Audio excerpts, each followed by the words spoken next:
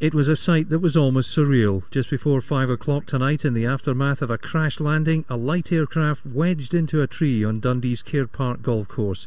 And this is the pilot tonight at Ninewells Hospital. Somehow he'd survived, and no one else was killed or injured. Vince Hagedorn had been flying from Barrow and Furness to Kinross when he got into difficulty over Dundee. He was unable to land at Dundee Airport and chose a golf course to avoid hitting houses. Taking inspiration from the fictional World War I pilot Biggles, he chose to pancake into the trees. I just did that. I just stalled into the tree. So instead of going straight into the trees and having things sliced off by going through all the big tree trunks and everything else, I actually banged into it like that, which meant that my seat was effectively, my seat was taking the weight, right, of the impact.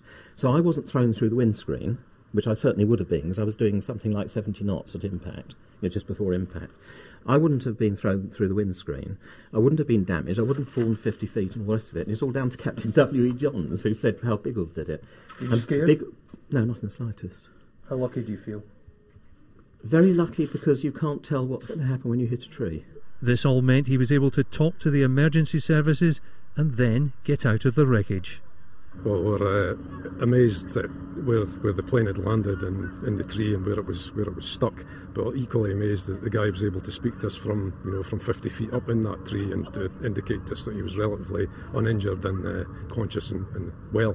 To survive such a crash is in itself amazing. To walk away from it is nothing short of miraculous. Craig Miller, STV News, Dundee.